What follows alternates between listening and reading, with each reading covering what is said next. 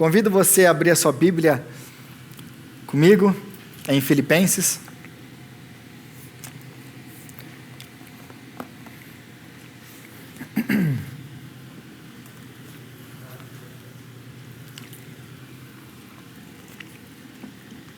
Filipenses. A gente começou semana passada a estudar esse livro. E semana passada a gente viu o tema principal, a parte principal do livro de Filipenses, da carta de Filipenses, aquilo que amarra toda a carta junta, que é o grande exemplo de Cristo. Também mencionei aquilo que estava acontecendo em Filipenses, né? Por que Paulo escreve a carta aos Filipenses. Então, esse contexto histórico eu dei semana passada. E essa semana a gente continua estudando um dos temas que, se você não para ler Filipenses, estudar Filipenses, é uma coisa que passa batido. E qual que é um dos temas de Filipenses, um dos temas que Paulo repete frequentemente em Filipenses? É uma carta escatológica. É uma carta que lida muito com as questões futuras. E se você olha Filipenses apenas corrido, como a maioria das vezes a gente lê a Bíblia, a gente não percebe essas coisas. Mas se a gente lê devagar e vai pensando no que a gente está lendo, a gente vai ver o tanto de vezes que o apóstolo Paulo fala sobre escatologia. E muitas vezes a gente tem uma ideia errada sobre escatologia, porque a gente pensa escatologia, para quem não sabe o que é escatologia, é o estudo das últimas coisas, né? Então, a gente pensa logo em Apocalipse, a gente pensa logo em dragão, em serpente, em trombeta tocando e tudo aqueles negócios, né? E não está errado, esse Apocalipse... Não, mas Apocalipse é isso, mas ele não é só isso. Tem muito mais. O estudo da escatologia vai muito além, aliás, do estudo do livro de Apocalipse. Apocalipse ele é apenas a consumação, a conclusão de tudo. Tem outros livros que lidam com essa questão escatológica, e no meio das cartas, no meio dos evangelhos, a gente vai encontrar passagens escatológicas que lidam com as últimas coisas, porque geralmente, quando a gente fala lidam com as últimas coisas, a palavra geralmente é lidam com as coisas do fim. Na verdade não é o fim, é o começo. É o começo. Existe um pânico na igreja quando se fala de escatologia, quando se fala de Apocalipse, ao ponto de os irmãos não quererem ler o livro de Apocalipse porque tem medo. Não, Rodrigo, eu tenho medo de ler o Apocalipse. Como assim? Como assim? Então, se você nunca leu o Apocalipse, maravilhoso, leia o livro do Apocalipse. Aliás, logo no começo do livro do Apocalipse, está escrito, abençoado aquele que lê, que medita nesse livro e que lê ele em voz alta. Tem uma bênção ali logo no começo, e é incrível que a gente não para ler ele. Mas, hoje a gente não vai lidar com essas questões da segunda vinda, porque geralmente a escatologia, todo mundo já pensa segunda vinda de Cristo. Não necessariamente em estudar a questão da cronologia da segunda vinda de Cristo. Nós vamos estudar, sim, escatologia, mas nós vamos estudar aquilo que é a nossa glória futura, aquilo que é a nossa esperança futura. Amém? Então, convido você para abrir mais uma vez aí, Filipenses capítulo 3. A gente vai andar um pouquinho em Filipenses hoje, eu não vou ficar apenas no capítulo 3, mas começando a partir, esse é o nosso texto base para hoje. Filipenses capítulo 3, a partir do versículo 17, diz assim a palavra: Irmãos, sigam unidos o meu exemplo e observem os que vivem de acordo com o padrão que lhes apresentamos, pois como já lhes dissemos repetidas vezes, e agora repetindo com lágrima, há muitos que vivem como inimigos da cruz de Cristo. O destino deles é a perdição e o seu Deus é o estômago, e eles têm orgulho do que é vergonhoso. Só pensam nas coisas terrenas. A nossa cidadania, porém, está nos céus, de onde esperamos ansiosamente o Salvador, o Senhor Jesus Cristo. Pelo poder que o capacita a colocar todas as coisas debaixo do seu domínio, Ele transformará os nossos corpos humilhados, tornando-se semelhantes ao seu corpo glorioso. Senhor, nós te louvamos pela sua palavra, e nós te agradecemos, ó Pai, por ela. E nós pedimos a Ti, ó Deus, que o Senhor venha nos dar agora entendimento e iluminação através do Teu Espírito para entender a Sua palavra. Dá-me graça, Senhor, para pregar a Tua palavra. É o que nós oramos, em nome de Jesus. Amém.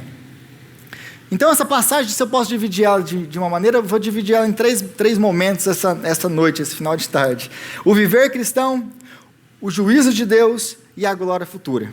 Então a gente vai falar um pouquinho sobre o que o apóstolo Paulo, ele exorta a igreja de como viver. Ele vai falar um pouco sobre o juízo de Deus e ele vai falar um pouco sobre a glória futura. Mas antes de entrar nessa primeira parte, só relembrando a questão do contexto, que é muito importante para a gente poder entender isso aqui. Para quem que o apóstolo Paulo está escrevendo essa carta? Para a igreja de Filipos, a primeira igreja plantada na região da Macedônia. Uma igreja predominantemente gentílica, ou seja, que não conheciam as promessas messiânicas, que não conheciam a fé de Israel, uma igreja de ex-pagãos. Como todo ex-pagão, eles tinham o quê? Eles adoravam os deuses e tinham a sua cosmovisão, o seu jeito de ver o mundo era como um pagão. Como um pagão via o mundo? Semana passada eu dei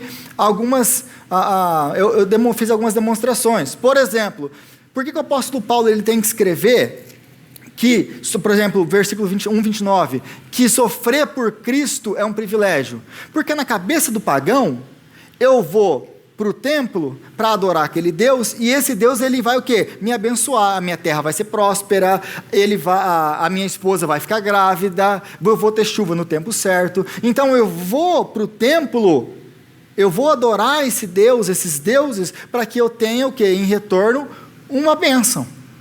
Mas não acontece isso na igreja hoje. Todo mundo que vai para a igreja hoje, vai para a igreja para buscar Deus, certo? Não, infelizmente não. Então a gente vê que esse paganismo não acabou. Ainda muita gente tem essa cabeça pagã, de ir para a igreja e pensar que eu vou lá na igreja, e então eu adoro esse Deus, e ele tem que me dar o que eu quero. Isso, na verdade, é você querer usar Deus de trampolim para conseguir aquilo que você quer. E o seu Deus é aquilo que você quer. Então, eu vou para a igreja, eu adoro esse Deus para conseguir isso. Isso é o seu Deus. Deus, ele é só aquilo que vai te dar aquilo que é realmente o seu Deus. Ele não é o seu Deus. É por isso que tanta gente abandona a igreja porque não consegue certas coisas. Eu estava na igreja, mas a minha vida, isso não aconteceu, aquilo não aconteceu, eu esperava que isso acontecesse, que Deus resolvesse isso, ele não resolveu. Deus ele não tem que resolver nada. Tudo é graça dele. Se ele der alguma coisa para nós, é graça dele. Tudo graça de Deus. E aí, eles iam para os templos dele com essa cabeça. Então, eles não conseguiam conciliar sofrimento com adorar a Deus, porque na cabeça deles, quando eles sofriam porque era uma maldição dos deuses. Então o apóstolo Paulo ele tem que começar a corrigir algumas coisas, e uma delas é isso. Aí ele vai falar que no capítulo 1, que sofrer por Cristo é um privilégio, porque na verdade ele vai falar, Deus não deu apenas o privilégio de vocês crerem, mas de também sofrerem pelo nome dele. Aí ele vai começar a consertar a gente. Essas questões de sofrimento que nós passamos, o sofrimento eles vão transformando a nossa vida, nos levando mais para perto de Deus, queimando as nossas falsas esperanças, tirando de nós tudo aquilo que a gente coloca no lugar de Deus, que são ídolos. Então o sofrimento é uma bênção. Aliás, nós podemos ver claramente a distinção, a diferença entre uma igreja perseguida, o fervor, o amor que eles têm pelo Senhor, e uma igreja, por exemplo, como a igreja que está nos Estados Unidos da América, que não sofremos perseguição, que não temos problema com isso, com aquilo. Aí as pessoas são muito mais frágeis. Você não pode falar algumas coisas no púlpito, porque senão eu não volto na igreja. Por quê? Porque ele falou isso na igreja, que Deus ele não vai resolver os meus problemas. Então para que eu estou indo na igreja? Nós vamos a igrejas porque Ele nos salvou, porque Cristo é o nosso prêmio e a nossa herança, aquilo que nós desejamos. Outra coisa que eles têm, a filosofia grega, ela basicamente dividia matéria e espírito. Tudo aquilo que é material é ruim, e tudo aquilo que é espiritual é bom. Então, a encarnação de Jesus Cristo na cabeça de um grego é uma loucura. Como assim um Deus que é espírito, se tornou carne, se a matéria é má? Aí o apóstolo Paulo ele vai começar a ter que corrigir essas coisas. Ele vai falar da ressurreição do corpo. Aí a Bíblia ele vai falar por todo momento que tudo aquilo que Deus criou é bom. Então vai tendo que ser refeita essa cabeça, ou quebrando esses pensamentos pagãos. Por quê? Porque eles pensam, mas como assim ressurreição do corpo? Eles não entendiam muito bem como que funcionava isso. Como muitos da igreja, eles pensam que Cristo é bom para aqui e para agora. Mas e depois? O que acontece depois da morte? Aí você pergunta para muita gente, na verdade, uma das razões dessa pregação é essa, porque a maioria das pessoas que eu converso, se eu pergunto o que acontece depois da morte, a pessoa não tem ideia do que acontece depois da morte. Ou a ideia que tem é totalmente distorcida. Não, a gente vai morar uma fumacinha lá no céu. E a gente vai andar nas nuvens, e a gente vai ficar lá com Deus. Eu falo assim, não, mas não é assim que funciona. Então, não existe um conhecimento dessas coisas. A nossa grande esperança, gente, é a volta de Cristo, viver com Ele, e a gente não entende essas coisas. E aí o apóstolo Paulo ele vai então dando para eles o que vai acontecer. A nossa esperança é a ressurreição do corpo. E aí, ele vai falar aí que a gente acabou de ler, no versículo 18 do texto que a gente acabou de ler, versículo 18 e 19, aqueles que só se preocupam com aqui e agora. Então está preocupado em acumular, em comprar casa, em comprar carro, e ter um bom trabalho, isso e aquilo outro, e se der tempo eu vou a uma igreja. Aí o apóstolo Paulo ele fala o quê? A nossa cidadania não é daqui. Por que vocês estão tão preocupados com essas coisas? Mas isso aqui, gente, é só no primeiro século, não tem mais no século 21. Gente que só trabalha, que, se der tempo eu vou na igreja. Gente que vem a buscar a Deus, abre aspas, para buscar a Deus, para receber bênção. Isso é tudo coisa do primeiro século. Não tem mais no século 21. Então, ele começa dizendo, sigam o meu exemplo. Basicamente, no versículo 17, sigam o meu exemplo. Depois de dar o exemplo de Cristo, no capítulo 2, que nós lemos na semana passada, que nós estudamos na semana passada, o que ele vai fazer? Ele está basicamente resolvendo todos aqueles problemas que eu citei na semana passada, e aí ele pega o exemplo de Cristo, como exemplo de humildade, de obediência a Deus, obediência que traz glória para Deus, e no final Deus vai reivindicar Cristo. E isso vai trazer unidade para a igreja no meio dos sofrimentos, e a gente vai conseguir viver essa vida cristã. E aí ele vai usar, se você continuar lendo a carta, se você não leu ainda essa semana, leia, você vai ver que ele vai usar, depois do exemplo de Cristo, ele vai usar 3 exemplos de pessoas que seguem o exemplo de Cristo, que é Timóteo, Epafroditos e Paulo, e o próprio apóstolo Paulo. Então ele vai usar esses outros 3 padrões, e aí ele chega no versículo 17 aqui que a gente acabou de ler, sigam o meu exemplo, e daqueles que também seguem o meu exemplo, como Timóteo, como Epafroditos. Então sigam o exemplo de homens assim, que vivem essa vida piedosa cristã. Então, como que nós devemos viver? O que é seguir o exemplo do apóstolo Paulo? E aí ele vai citar aí, ver capítulo 1, abre comigo capítulo 1 aí. A gente vai andar um pouquinho, rapidinho. Capítulo 1, versículo 9. Esta é a minha oração, que o amor de vocês aumente cada vez mais em conhecimento, em toda percepção, para discernirem o que é melhor, a fim de serem puros e irrepreensíveis até o dia de Cristo. Primeira vez que ele fala sobre o dia de Cristo aí. Pula comigo por 2:12. Assim, meus amados, como sempre vocês obedeceram, não apenas na minha presença, porém muito mais agora na minha ausência, ponham em ação a salvação de vocês, com temor e tremor. Pois é Deus quem efetua em vocês tanto o querer quanto o realizar, de acordo com a boa vontade dEle. Façam tudo sem queixas nem discussões, para que venham a tornar-se puros e irrepreensíveis, filhos de Deus inculpáveis, no meio de uma geração corrompida e depravada, na qual vocês brilham como estrelas no universo.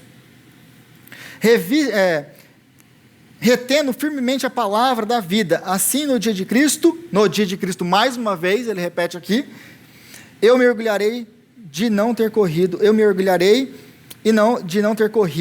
nem me esforçado inutilmente.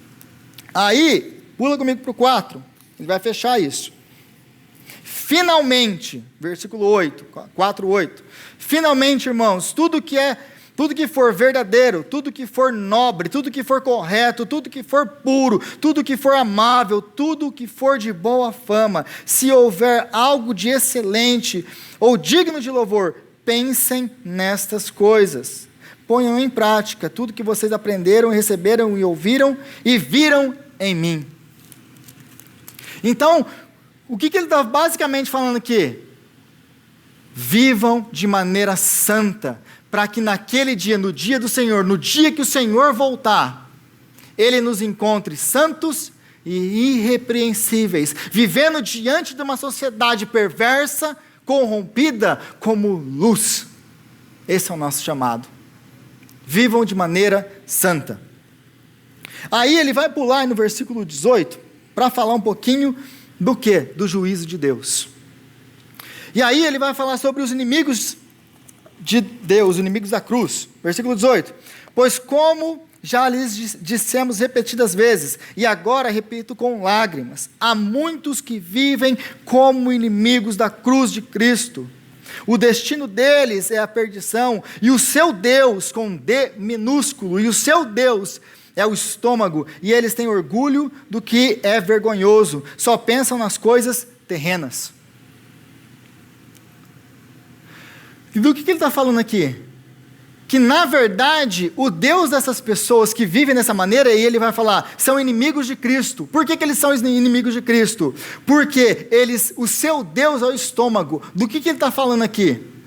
Eles estão mais preocupados com o que beber, com o que comer, com essa vida. Essa é uma alusão que ele está fazendo aqui. Eles estão mais preocupados com esse tempo do que com Cristo, do que com a palavra, do que com o andar em santidade. Na verdade, o Deus deles não é Jesus Cristo, o Deus dele é esse século, esse tempo é o estômago deles. Porque a vida deles não se transforma. A evidência de que nós fomos salvos é que nós vamos produzir boas obras, que a nossa vida vai ser transformada. Nós não trabalhamos para poder alcançar a vida eterna. Nós não trabalhamos para merecer a salvação. Isso é maldito diante de Deus. Não há um justo nenhum sequer, ninguém que entenda, ninguém que busca Deus. Todos se desviaram, dependem da graça. É impossível você viver vida cristã sem o Espírito Santo, e é só pela graça. Não existe nada que nós possamos fazer para sermos salvos. Nada. É graça de Deus. Então nós não pregamos salvação por obras. Contudo, uma vez que o Espírito Santo habita em nós, ele vai transformar a nossa vida. E essa transformação vai ser exemplificada na nossa vida, vai ser demonstrada na nossa vida através das obras. Mas não porque nós nos forçamos a dar frutos, porque o Espírito que habita em nós, ele vai nos mover nessa direção. Porque Deus, acabamos de ler, Deus atua em nós, tanto o querer, quanto o realizar. Tanto o querer, quanto o realizar, vem de Deus. Gente, é tudo graça de Deus. Mas aí a vida continua do mesmo, eu estou na igreja, eu disse que creio em Cristo, mas a minha vida continua do mesmo jeito, eu continuo fazendo as mesmas coisas que eu sempre fiz, sem me arrepender dos meus pecados, continuo fazendo essas coisas todas, sem me arrepender, a minha vida não demonstra frutos. A Bíblia diz, que Jesus Cristo, aliás, diz, pelos frutos os conhecereis. Crente vai dar fruto. Ele não vai forçar. E se você for elogiar, nossa, que trabalho maravilhoso. Não, a pessoa é humilde, porque sabe que não é dela. Não vem dela. É graça de Deus. Então essas pessoas, eles vivem como inimigos de Cristo. Por quê? Porque o Deus deles é esse século. É o aqui e o agora. É isso que o apóstolo Paulo está falando aqui. Então, eles estão destinados à perdição, ao juízo de Deus. Aí a gente vai começar a entender essa questão, porque ele vai, no versículo 20, ele vai falar: a nossa cidadania não é daqui. A nossa cidadania não é daqui. Aí tem um contraste. O Deus desse século, eles adoram essas coisas, eles se preocupam só com as coisas terrenas. O Deus deles é o estômago. Aí ele faz um contraste no versículo 20. A nossa cidadania não é daqui. Lembra que Filipenses é uma cidade repleta de soldados, ex-soldados romanos, uma cidade que tem todos os privilégios de serem cidadãos italianos fora de Roma. Então eles não pagam táxis, eles são uma cidade muito orgulhosa da sua cidadania. E aí o que ele está falando aqui, o apóstolo Paulo está falando aqui a sua cidadania, não se orgulhe porque a sua cidadania é americana, porque você é cidadão americano. Porque a gente conhece muito bem do que o apóstolo Paulo está falando aqui. O orgulho de dizer, não, eu sou cidadão americano, eu entrei pela porta da frente. Como se alguém que atravessou pelo México veio porque quis. E veio pela porta de trás. E você é melhor que ele porque ele veio de avião e a outra, por causa do desespero, porque está passando fome, teve que atravessar. Para tentar buscar uma vida melhor, talvez para os filhos dele. E aí a gente é rápido em julgar. E aí, eu sou cidadão americano. É mais ou menos isso que está acontecendo aqui. Eu sou cidadão italiano. Você não sabe que eu sou cidadão italiano? Não, vocês não se orgulhem porque vocês são cidadãos italianos. Porque a sua cidadania não é daqui. Não se preocupem com o seu estômago, com essa vida, com aqui, com agora, porque a sua cidadania não é daqui. A sua cidadania é lá. É o céu. É lá. Então, nós só podemos viver tudo isso que ele falou de maneira santa, humilde, só podemos viver essa vida cristã que é aceita diante de Deus, que glorifica a Cristo. Como? Se nós temos uma visão correta da eternidade. Porque se a gente não tem uma visão correta da eternidade, o que acontece? Nós vamos viver para aqui e para agora. Porque eu não sei o que me espera. Eu não sei o que vai acontecer depois. Então eu tenho que ver o que viver aqui e agora. Só que, como disse também o apóstolo Paulo, se a nossa esperança é para esse século, se Cristo não ressuscitou, nós somos os mais miseráveis de todos os homens. Contudo, Ele ressuscitou. Ele ressuscitou. Então, a nossa esperança, a gente não tem tempo para ficar perdendo com as coisas desse mundo. Eu não estou falando que a gente não tem que trabalhar, que a gente não tem que estudar, que a gente não tem que fazer as coisas. Eu não estou falando isso. Mas quando a nossa vida é só dirigida por essas coisas, está errado. Está errado. E essas coisas vão começar a se colocar na nossa frente como deuses na nossa frente. E não é mais Deus, nosso Deus. E aí a gente não vai conseguir viver a vida cristã. Por quê? Porque nós estamos preocupados com esse mundo. Quando na verdade nós não somos cidadãos desse mundo. Nós estamos aqui de passagem. Conhece o imigrante que quer voltar para o Brasil? O que ele faz com o dinheiro dele? Manda tudo para o Brasil. Por quê? Não, porque eu vou voltar para o Brasil. Estou acumulando lá, eu estou fazendo, estou comprando. O grande problema é que geralmente as pessoas não voltam, né? Elas mandam e acaba que não voltam. Mas essa ilustração deveria ser mais ou menos a nossa vida. Não sou cidadão daqui. Eu sou cidadão do céu. Então eu vou fazer o quê? Eu vou trabalhar para a glória dele. Porque o meu destino é lá, não é aqui. Eu estou aqui de passagem. Essa não é a minha casa. Então nós só conseguimos viver essa vida cristã se nós temos uma correta visão do céu. Eu não lembro agora, não vou lembrar agora quem falou isso, mas um dos governantes da Inglaterra falou assim: a Inglaterra está se tornando o que a Inglaterra está se tornando, porque os pregadores pararam de falar do céu. E pararam de pregar sobre o céu. E as pessoas estão vivendo para aqui e agora. Nós não vamos conseguir viver, mais uma vez, a vida cristã, olhando para esse mundo, para aqui e agora. Então, o que acontece depois da morte? Essa é uma grande pergunta. O que acontece depois da morte? Acabou, morreu. Tem gente que, não, morreu, acabou. E é nesse caso, essas pessoas que acreditam que morreu, acabou, eles vivem mesmo para aqui e para o agora. Porque se morreu, acabou, então eu tenho que viver aqui e agora. Porque é tudo que eu tenho. Mas não é acabou o que acontece depois da morte. Versículo 21, ele transformará os nossos corpos humilhados, tornando-os semelhantes ao seu corpo glorioso. Gente, quando a Bíblia fala de ressurreição, ela não está falando do seu espírito. Ela não está falando da sua alma. Porque alma, espírito, eles não morrem. Eu não vou entrar na questão do divisão de corpo, alma e espírito. Mas alma não morre, espírito não morre. O que morre é o corpo físico por causa do pecado. O que acontece depois que a gente morre, então? Nós morremos. O nosso corpo ele vai para a sepultura. Deixa eu usar alguns exemplos que acho que fica mais fácil. A ressurreição dos mortos. Lembra que Jesus está na cruz, certo? Eu coloquei as referências aí para vocês não pensarem, o Rodrigo está falando uns negócios meio estranhos, nunca ouvi isso na igreja. Tem a referência aí atrás. Se você tiver alguma dúvida, você pode me procurar depois. Então, Jesus ele está na cruz. Se você abrir Lucas e ler o relato da cruz, ele está com os ladrões ao seu lado. E aí um dos ladrões pede para ele, basicamente ele se arrepende e pede para ele perdão. E aí Jesus fala o que para ele? Ainda hoje estarás comigo no paraíso. Beleza, até aqui tudo bem. E aí a gente pensa que a gente morre e a gente faz o quê?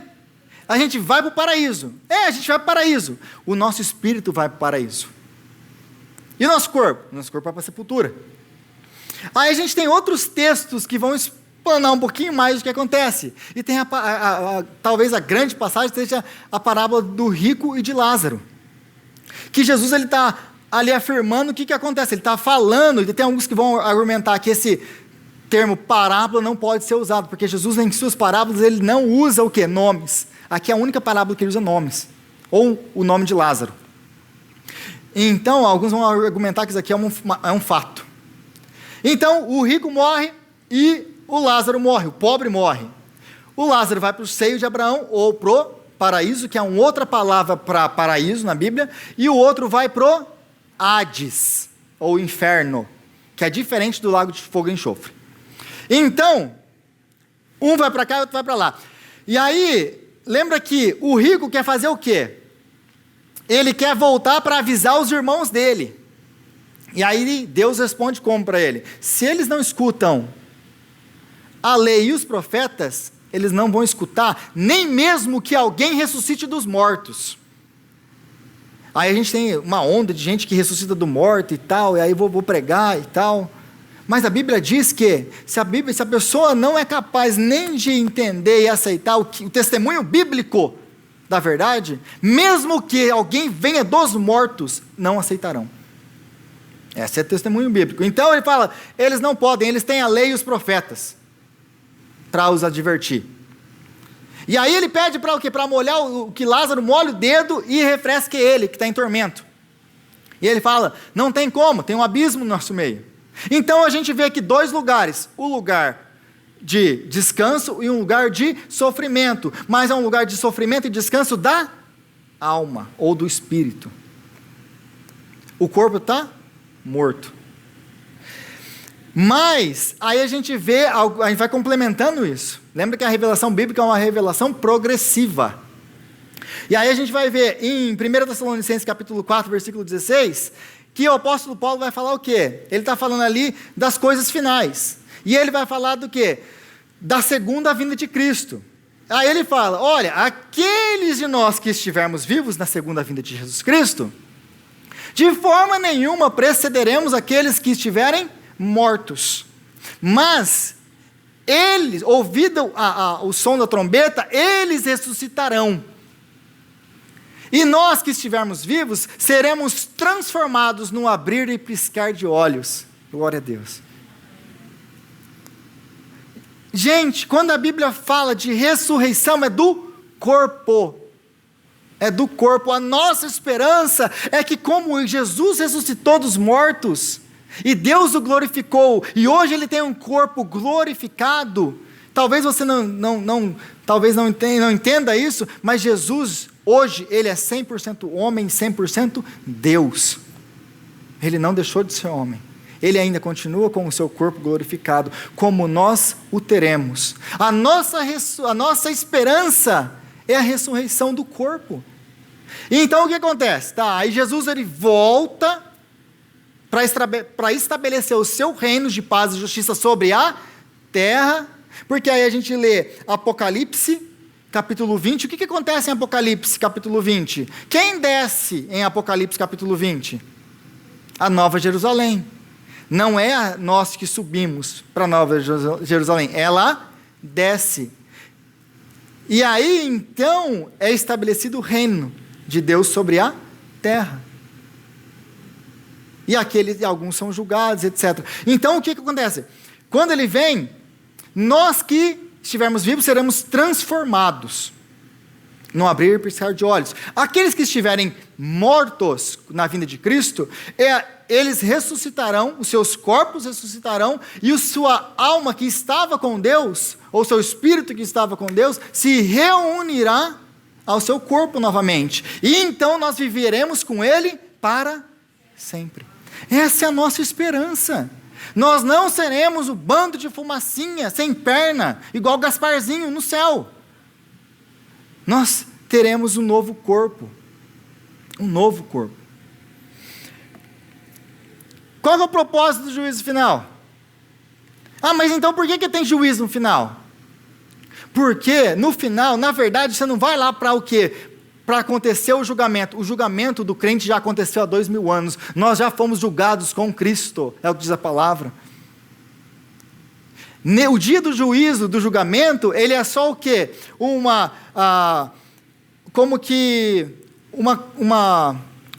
publicação daquilo que já temos. Ele vai se tornar oficial aquilo que nós já temos. O condenado morreu. Não tem um lugar de espera, o cara não morre e fica dormindo esperando o dia do julgamento. Ele morreu sem Cristo, ele morreu depois de avisado, todas as vezes que ele foi avisado e foi para o inferno, não tem uma segunda chance, é o que diz o autor de Hebreus. Aquele de nós que morremos, nós imediatamente, como Jesus disse, hoje ainda estarás comigo no paraíso. Os nossos irmãos que morreram, crendo no Senhor, estão agora no paraíso, eles estão com Deus. Mas nós os encontraremos de novo, quando Ele voltar. Então, ressuscitam, porque esse é um lugar das almas, dos espíritos, que ficam lá. Eles ressuscitando, então agora eles ganham corpos glorificados. Se você for para Apocalipse, deixa eu colocar em Apocalipse. Apocalipse capítulo 21 e 1 Pedro, na verdade, ele está... Volta um pouquinho. Quando ele fala no Apocalipse, no capítulo 20, de julgamento, e ele vai falar o quê? De aqueles que, do julgamento do grande trono branco, e aí ele vai, o mar deu os seus mortos, o Hades deu os seus mortos, etc, etc, etc. Todo mundo deu os seus mortos. Eles ressuscitaram, todos ressuscitaremos, todos. Aqueles que creram, aqueles que não creram, todo ser humano ressuscitará. Aqueles que creram, ressuscitarão para a glória, e aqueles que não creram, ressuscitarão para a vergonha eterna. E aí a Bíblia fala que o Hades, a morte, foram jogados no lago de fogo e enxofre, que é a segunda morte. Essa é a segunda morte. Ali com corpos agora imortais, com corpos eternos, eles passarão a eternidade em sofrimento. Nós passaremos a eternidade com o Senhor. Essa é a nossa esperança. Então, nós não viramos fumacinha, e o reino de Deus, ele se estabelece o quê? Sobre a terra. Como disse, a Nova Jerusalém desce. Mas 2 Pedro, capítulo 3, ele vai falar o quê? Ele vai falar mais ou menos isso. Abre aí comigo rapidinho em 2 Pedro. Vira um pouquinho para frente a Bíblia de vocês aí. 2 Pedro, capítulo 3.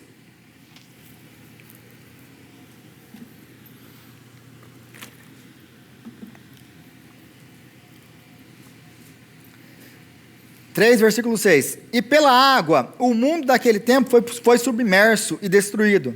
Pela mesma palavra, os céus e a terra, que agora existem, estão reservados para o fogo, guardados para o dia do juízo e para a destruição dos ímpios.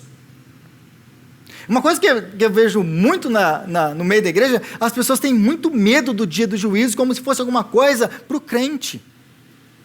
Você tem que ter medo do dia do juízo, se você não tem Cristo. Caso contrário, o dia do juízo, o dia da volta do Senhor Jesus é a nossa esperança. Versículo 10. O dia do Senhor, porém, virá como ladrão. Os céus desaparecerão com um grande estrondo. Os elementos serão desfeitos pelo calor e a terra, e tudo que nela há, será desnudada. Visto que tudo será assim desfeito, que tipo de pessoas é necessário que vocês sejam? Vivam de maneira santa e piedosa, estejam esperando o dia de Deus,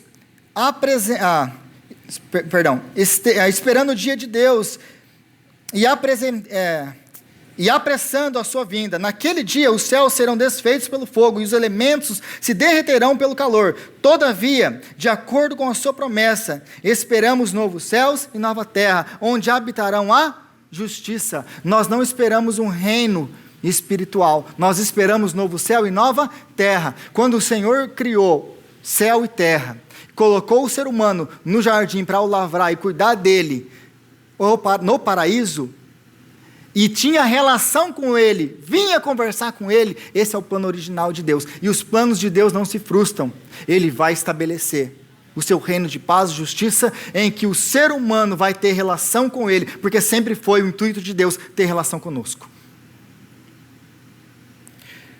E aí, mais uma vez a gente vê aqui o apóstolo Pedro falando o quê? Que tipo de cristão nós devemos ser?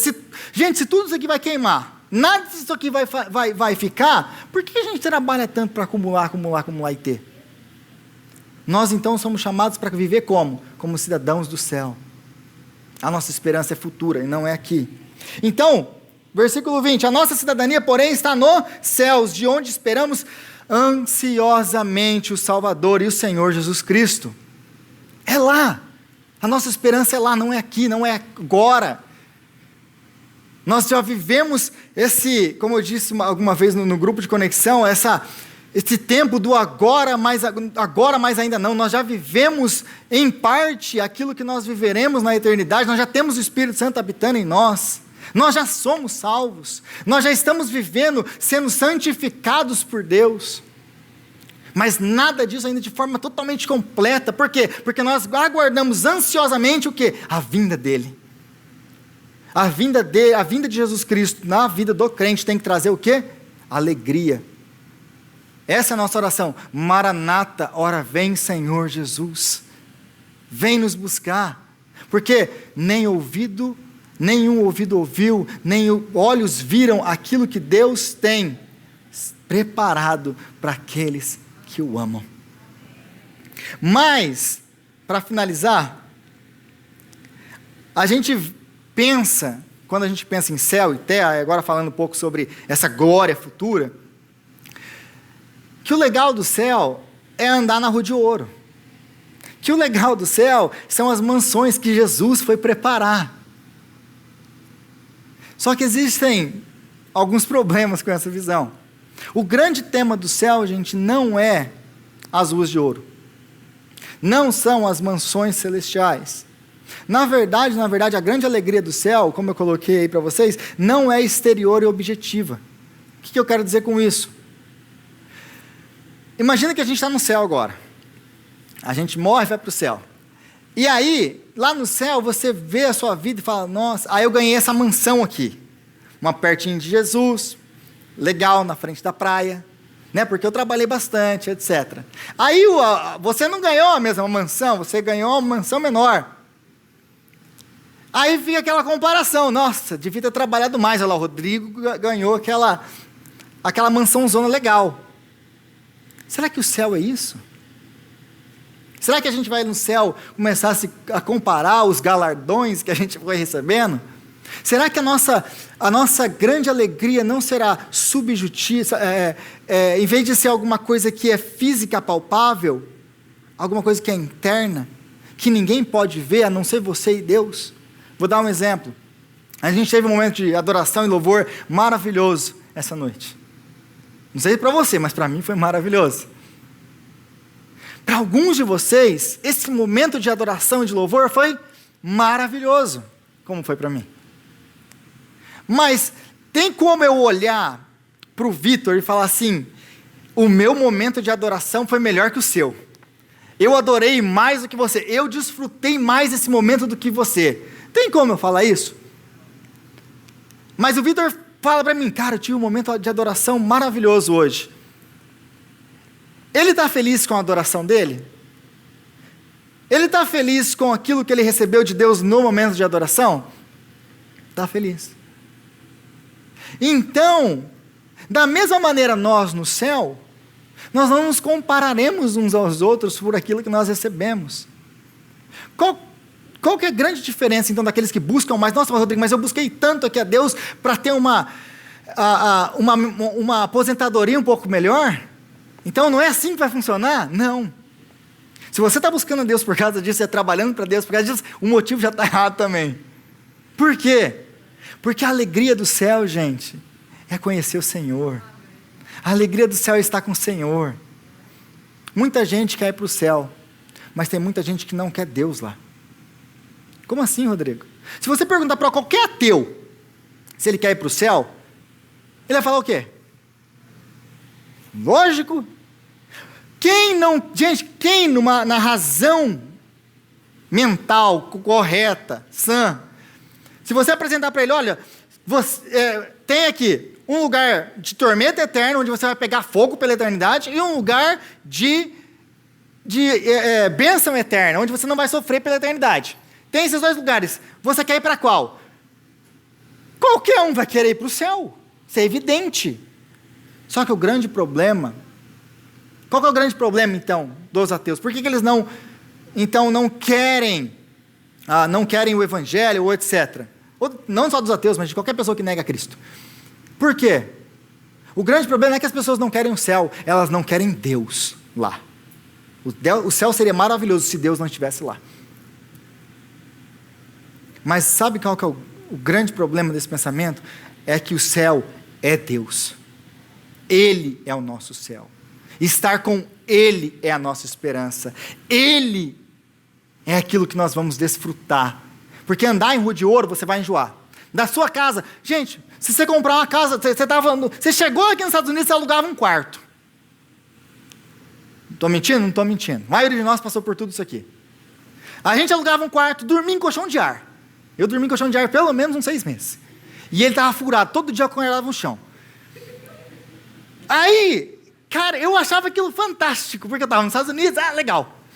Aí a gente, pela graça de Deus, Deus me deu uma esposa maravilhosa, a gente conseguiu alugar um apartamento. Eu achava aquilo maravilhoso, eu morava num quarto, num Eric, com um colchão de ar. Eu falei: gente, que legal. Depois de um tempo, já não era mais tão legal aquela casa. Eu queria uma casa melhor. Mudei de apartamento, fui para um lugar legal. Nossa, esse aqui tem ar-condicionado central. Tem laundry dentro de casa. Top! Agora a gente precisa de um lugar, o quê? Mais espaçoso. Não importa o tamanho da sua mansão celestial, você vai enjoar dela. Mas tem uma coisa que você não vai enjoar. E tem uma coisa que nós, por mais que nós estejamos no céu, por tempos e tempos e tempos, nós nunca vamos enjoar. É de perseguir a glória de Deus em Cristo Jesus. É de aquele dia, a gente está... Sabe quando você está passando pela rua e você vê uma lua, e aquela lua maravilhosa, cheia, e você fala: uau! E aí a gente está no céu, e de repente a gente vê a glória de Deus, e a gente, uau! Aí no outro dia a gente vê Deus de novo, a gente vê Ele como a gente nunca viu, uau! Sabe por que o céu nunca vai ser enjoativo? Porque nós nunca esgotaremos o conhecimento da glória de Deus. Então, gente, a nossa esperança não é grandes mansões, não é andar por ruas de ouro, não é aquilo que Deus pode nos dar ou não nos dá no céu. A nossa esperança é Ele, o nosso galardão é Ele.